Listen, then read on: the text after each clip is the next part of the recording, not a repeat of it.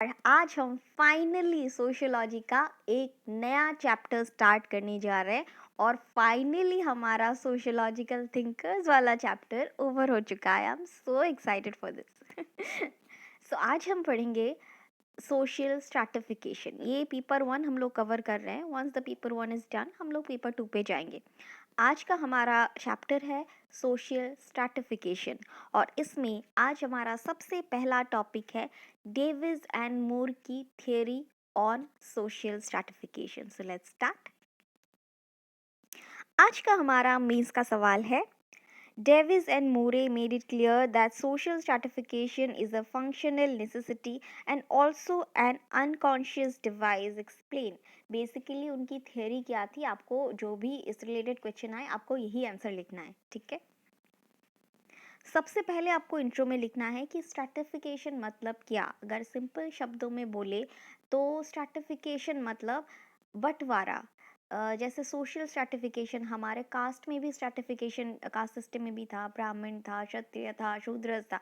और अभी social life में stratification means the upper class, the middle class, the lower class. तो class system में डिवाइड किया गया है as per the skills and talented and as per the rewards and prestiges. तो ये एक स्ट्रैटिफाइड लेयर में सोसाइटी को बांटा गया है based on this upper class, middle class और लोअर क्लास। हम लोग जो है वो मोस्टली मिडिल क्लास लोगों में ही आते हैं। अपर क्लास वो होते हैं जो अंबानी एंड ऑल, अदानी, टाटा, ये सब अपर क्लास है। फिर मिडिल क्लास के भी बहुत सारे सबसेक्शंस होते हैं, अपर मिडिल क्लास और लोअर मिडिल क्लास, लेकिन अभी हम उनके डीप में नहीं जाएंगे।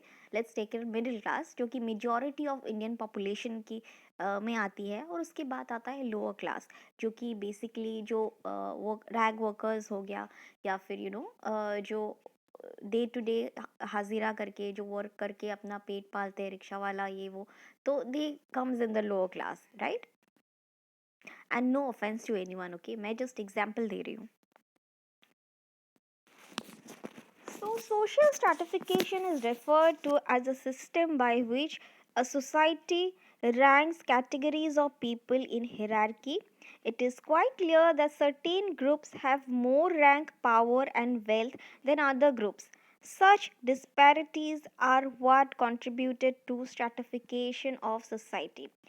आप सभी को पता है कि कुछ लोगों में ज़्यादा पावर होती है, ज़्यादा पैसे होते हैं, ज़्यादा कैपेसिटी होती है इन टर्म्स ऑफ रुतबा, वट इज़ कॉल्ड रुतबा, पावर, पोजीशन ज़्यादा होती है in compare to the other group. This has caused a system of social stratification और डिस्पैरिटीज इन द सोसाइटी। और ये ज़रूरी भी है, it is also called as a necessary evil, क्योंकि अगर सबके पास सेम अमाउंट ऑफ पैसे होते, सेम अमाउंट ऑफ रुतबा होता, तो लोग जो है वैल्यू नहीं करते उस चीज़ को। अब लोग उन पैसों को अर्न करने के लिए मेहनत करते हैं, they sacrifice some of the things ताकि उस चीज़ तक, उस लेवल तक, उस हाई लेवल तक पहुंच जा सके। आगे हम लोग डिटेल में डिस्कस करेंगे कि क्या महत्व है सोशल स्ट्रैटिफिकेशन का in the social structure. So Davis and मुरे, ये जो है इन दोनों के हिसाब से इनका जो आप इनकी पर्सनल लाइफ के बारे में, इनके बुक्स के बारे में अगर आपको पढ़ना है तो आप गूगल पे जाके सर्च कर लीजिएगा। इस चैनल पे मैं सिर्फ एग्ज़ाम ओरिएंटेड क्वेश्चंस का ही जो है आंसर्स करती हूँ। तो अभी तक तो पर्सनल लाइफ रिलेटेड उनके कोई भी क्वेश्चंस नहीं आए हैं, सो मैं इतना डिटेल में उनके पर्सनल लाइफ के नहीं जाऊँगी। So let's move on to the topic. So Davis and Moore के हिसाब से जो है सोसाइटी एक तरह का ऑर्गेनाइज्म है। उन्होंने सोसाइटी को ऑर्गेनाइज्म के साथ कंपेयर किया है। जैसे हम एक ऑर्गेनाइज्म, मतलब हम जैसे एक ह्यूमन बॉडी है, हमारी नीड्स होती है, नीड्स हर तरह की होती है, फिजिकल, मेंटल, इमोशनल, फाइनेंशियल, हर तरह की नीड्स होती है। और वो needs different group of population, different लोग जो है वो फिल कर सकते हैं। अगर आपको फिजिकल कोई इशू है तो आप अगर बैंक में जाओगे, अपने बैंक मैनेजर को बोलोगे कि भाई मेरे को तो बहुत ज़्यादा पेट में दर्द हो रहा है, तो वो आपकी इस नीड को इस फुलफिल नहीं कर पाएगा अगर आपका कोई फिजिकल नीड है तो। For that you have to go to the doctor. वो आपको ट्रीट करेगा एंड आपकी इस चीज़ को जो ट्रीटमेंट की नीड है उस नीड को पूरा करेगा। इन द सेम वे अगर आप इमोशनल डिप्रेशन या इमोशनल लो से चल रहे हो, या वेरी ट्रॉमेटिक फेज आपकी लाइफ में, ड्रामा ट्रामा बहुत चल रहा है, तो उस फेज से गुजर रहे हो, तो अगर आप तब एक डॉक्टर के पास जाओगे, I am not going to the depression and all kind of thing, उसको साइड में रख, तब अगर आप एक सर्जन के पास जाओगे, in that case he will not be able to meet your emotional needs. तब अगर आप एक फ्रेंड या एक हीलर के पास जाओगे, then they will be able to connect with you, they will be able to heal your emotional needs, right? They'll be able to heal your heart chakras and heal emotional needs या inner child healing and all kind of thing. Since मैं खुद एक healer हूँ तो मुझे ये सब पता है। और सेम वे अगर आपको फाइनेंशियल नीड की ज़रूरत है, तब आप हीलर के पास जाके क्या ही करोगे, वो मंत्र दे देगा, बट वो मंत्र चैंट करने से आपके ऊपर आसमान से तो बारिश इमीडिएटली वो नहीं आएगा। तो आपको जाना पड़ेगा फाइनेंशियल नीड्स, अगर आपको इमरजेंसी पैसे चाहिए तो आपको जाना पड़ेगा बैंक, आपको जा लेके आना पड़ेगा पैसे लोन में उठा के, that bank manager will feel your financial needs.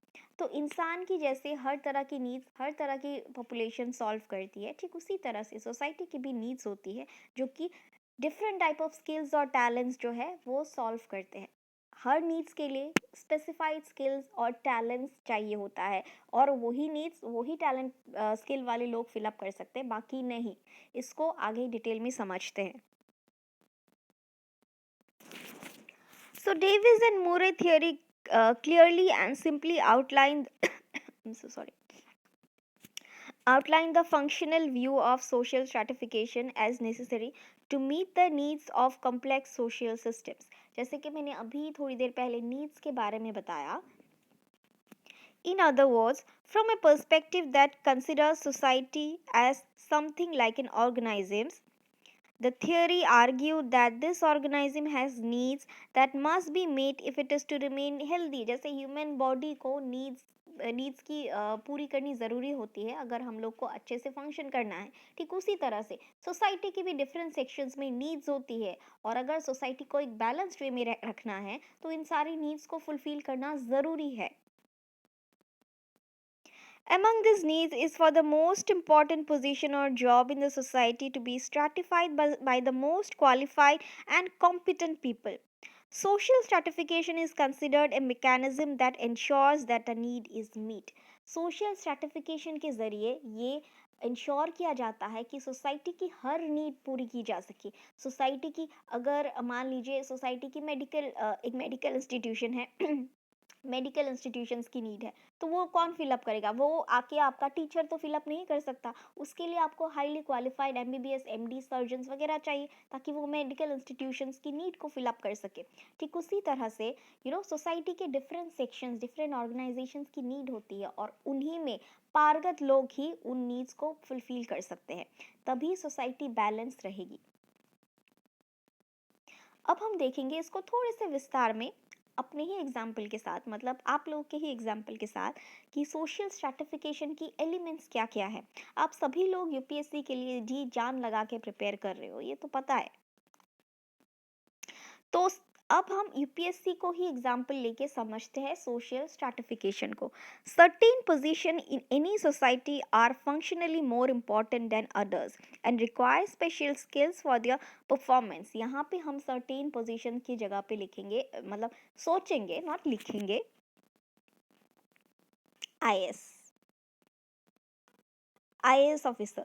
So IAS officers मान लीजिए एग्जांपल, ये एक ऐसी पोजीशन है जो बहुत ज़्यादा इंपॉर्टेंट है। एक डिस्ट्रिक्ट कलेक्टर की जो पोजीशन है एक डिस्ट्रिक्ट में, दैट इज़ वो पूरे डिस्ट्रिक्ट को हैंडल करते हैं, उनके हर क्षेत्र पे उनका नज़र होता है। मेरी एक फ्रेंड है, वो हरियाणा की डिस्ट्रिक्ट कलेक्टर है। तो I have seen her working like she is physically not that fit, उनको कोई इशू है, health issue, but still she has to work for like 15-16 hours a day public hearing. अगर वो एक दिन भी मिस कर देती है तो उनको कंप्लेंट आ जाती है लोगों से। तो this much of burden responsibilities she has to go. No doubt power बहुत है, बहुत ज़्यादा पावर है, रुतबा है, जहाँ भी आप जाते हो you are getting respected by all, but responsibilities भी बहुत है उनको। She has to devote almost 12-13 hours a day for this preparation, for the journey of this preparation kind of thing. Certain positions in any society are functionally more important than others and require special skills for their performance. Only a certain number of individuals in any society have the talents which can be trained into the skills appropriate to their positions. देखो, UPSC aspirants IAS officers होते ही कितने हैं? कुछ लोग तो syllabus देख के ही बोलते हैं भाई हमसे नहीं हो पाएगा। कुछ लोग बोलते हैं कि फर्स्ट अटेम्प्ट करके भाई नहीं, अब तो नहीं, हमको तो शादी करनी है, हमको नहीं हो पाएगा हमसे। तो this certain kind of role जो है, this require special skills and only a certain number of individual, कुछ ही लोग जो होते हैं out of such a huge humongous amount of population, कुछ ही अमाउंट ऑफ लोग जो है वो उनमें वो टैलेंट है और वो उन टैलेंट को कि yes I can do it, मेरे पास ये सी सेट का है, मैंने ये पढ़ा हुआ है, मैं करंट अफेयर्स अपडेट कर सकती हूँ, अपडेट रहती हूँ, so I can convert it to my skills and I can achieve my goal of conquering UPSC. इस चक्कर में जब आईएएस एस्पिरेंट्स इस दौर में घुस जाते हैं कि नहीं मेरे को तो आईएएस ही बनना है, तो वो बहुत सारी चीज़ें जो है वो सैक्रिफाइस करना पड़ता है उनको। जो डेडिकेटेड स्टूडेंट होते हैं, आई am not saying every random गाय, जो डेडिकेटेड होते हैं जिनमें यूपीएससी का एक जुनून होता है कि नहीं, पागलपन होता है, एक टाइम पे हम में भी था, अब नहीं है वो, क्योंकि अब तो बहुत सारी रिस्पॉन्सिबिलिटीज़ आ गई है, तो अब नहीं है। तो क्या होता है कि जो जो यूपीएससी एस्पिरेंट्स होते हैं वो अपना बहुत सारा कुछ सैक्रिफाइस करती है to get to that glory, to get to that rewards, to get to that position of an IAS officer. जैसे कि जैसे नॉर्मली हम लोग 8 घंटे सोते हैं, यूपीएससी एस्पिरेंट 3 घंटे सोते हैं। फिर सोशल मीडिया को तो भूल ही जाओ आप। फिर सोशल आप फैमिली रिश्तेदारों की पार्टीज वगैरह में जाना तो आप भूल ही जाओ। यहाँ पे शाहरुख खान का एक डायलॉग है, कभी कभी कुछ जीतने के लिए कुछ हारना पड़ता है और हार के जीतने वाले को यूपीएससी एस्पिरेंट्स बोलते हैं। तो इस तरह का सीन होता है, 2-3 साल में एकदम गुहा में बैठ जाते हैं यूपीएससी एस्पिरेंट और जब निकलते हैं एकदम अघोरी बन के आते हैं। तो ऐसे होते हैं dedicated students. The conversion of talents into skills involve a training period during which sacrifices of one kind or another are made by those undergoing the training. यहाँ पे ट्रेनिंग मतलब जो अपन स्टडी कर रहे हैं प्री मेंस क्लियर करने के लिए, that is called, that can be referred to as training. तो उस ट्रेनिंग के दौरान आपको बहुत सारे सेक्रीफाइसेस करनी पड़ती है। मैं खुद 2 घंटे सोती थी एंड इनफैक्ट मैं नींद में बड़बड़ाती थी दैट भगत सिंह को क्यों नहीं बचाया महात्मा गांधी ने। I was like gone crazy totally. In order to induce the talented persons to undergo these sacrifices and acquire the training, their future position must carry an inducement value in the form of differential rewards. This is interesting. देखो, आप IAS क्यों बनना चाहते हो? अगर आपकी एक IAS की सैलरी एक नॉर्मल एवरेज सैलरी या पोजीशन या पावर एक नॉर्मल एवरेज क्लर्क जैसी होती है, तो आप इतना मेहनत करके, इतना पागलपन करके आईएएस क्यों ही बनोगे? बट ऑब्वियसली आईएएस की जो है पोजीशन अलग है, आपको अपनी लाल बत्ती वाली गाड़ी में घूमने का मौका मिलेगा, you'll have that power to change the world, you'll have that position, authority। पैसों का छोड़ दो, पैसे तो ठीक है, but this power is the main thing ना, वो आपको मिलेगा, वो रिश्तेदारों में आपकी वो होगा कि भाई हमारा बेटा आईएएस ऑफिसर है। तो इस तरह का, इस रिवॉर्ड के लालच में ही आप इतना मेहनत करते हो। ऐसा तो है नहीं कि कुछ लोगों का है कि हम देश को बदलेंगे, देयर इज समथिंग डिफरेंट, इसीलिए आप इतना मेहनत कर रहे हो, वरना आपको क्या ही ज़रूरत है इतना करने की, आप क्लर्क बन जाओगे थोड़ा बहुत पढ़ के, है ना।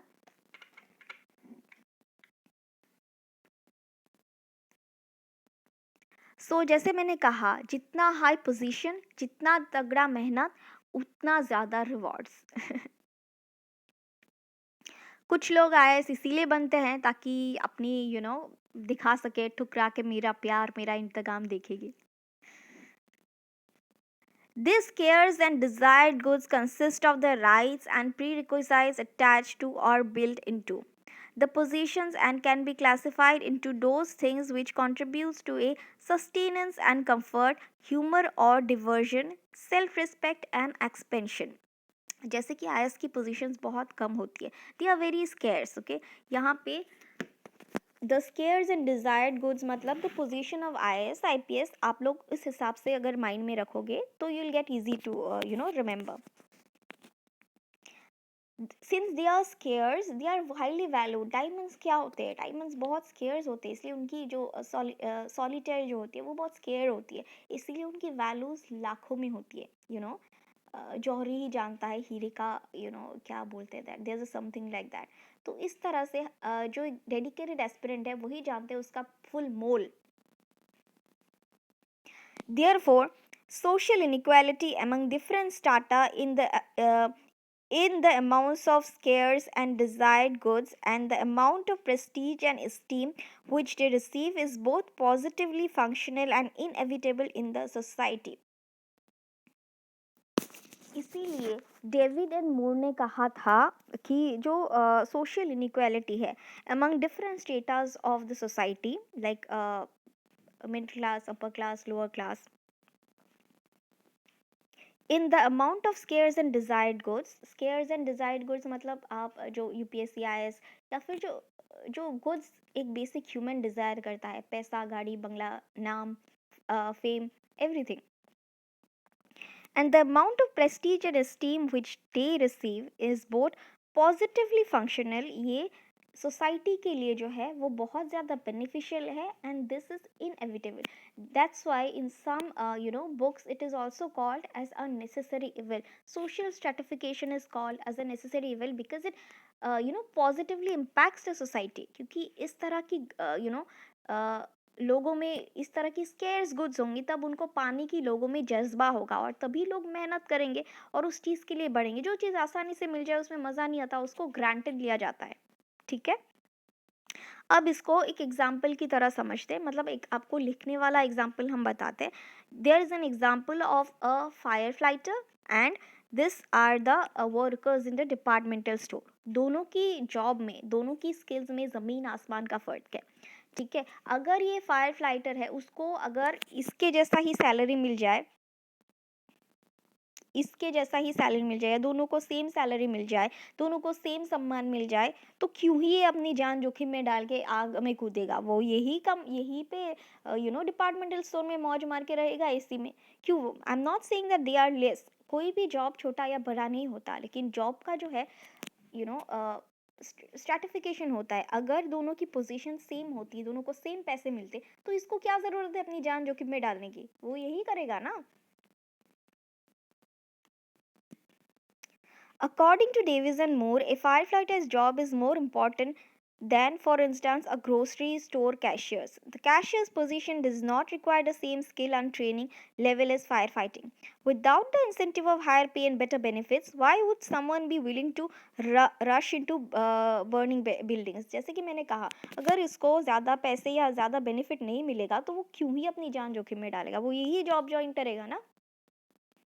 Because of the lalach, because of the need of this kind of better benefits, better पैसे, better money, तभी ये इस तरह की अपनी जान जोखिम वाले काम करेगा. Same as the bomb squad. उनको क्या ही ज़रूरत है रोज़ मौत से खेलने का. वो किसी पीपीओ वगैरह में जाके आराम से सिटिंग जॉब कर सकते हैं, लेकिन उनको वहाँ पे बेनिफिट मिलता है, रिस्पेक्ट मिलता है, पैसे मिलते हैं, तभी वो लोग अपनी जान जोखिम में डालते हैं. If pay levels were the same, the firefighter might well work as a grocery store cashier. Davis and Moore believe that rewarding more important work with higher levels of income, prestige, and power encourages people to work harder and longer. जैसे कि मैंने कहा, stratification enables opportunity for all. यहाँ पे मूरे और Davis ने ये भी कहा है कि जो इम्पोर्टेंट पोजीशंस होती है वो बाकी सारे पोजीशंस के लिए भी जगह बनाती है, अकेले नहीं खाती, बाकियों के लिए भी जगह बनाती है. फॉर एग्जांपल, अगर आप आईएएस ऑफिसर बन गए, ठीक है, तो आप मतलब डिस्ट्रिक्ट कलेक्टर बन गए, तो आपके लिए एक पीए भी रखा जाएगा. डीसी ऑफिस में बहुत सारे एम्प्लॉयज़ भी होंगे, तो आपकी वजह से बहुत सारे लोगों को भी जगह मिल गई, एम्प्लॉयमेंट मिल जाएगी. तो कहने का मतलब ये है कि जो यूनिक पोजीशंस होती है, जो हाई रिवॉर्डिंग पोजीशंस होती है, वो बाकी पोजीशंस को भी अपॉर्चुनिटी देती है to work not on their same level but to work.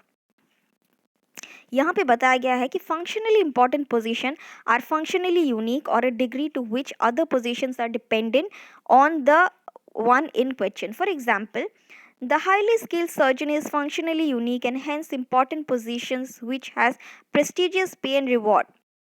Further, Davis argued that stratification system provides equality of opportunity and integrate the social system. जैसे कि मैंने कहा कि फॉर एग्जांपल यहाँ पे हाईली स्किल्ड जो सर्जन है, ठीक है, वो फंक्शनली यूनिक है। कितने लोग होते हैं, अभी मैंने दो रोज़, मैं एक साइकिक रीडर हूँ तो मैं रोज़ रीडिंग्स करती हूँ, तो उनमें से आधे तो डॉक्टर ही है, उनका पीजी क्लियर नहीं हो रहा है, अभी 12 दिन में उनका पीजी है, 3 साल से अटेम्प्ट करें, क्लिनिकल नहीं हो रहा है, पीजी नहीं हो रहा है, पीजी नहीं हो रहा है।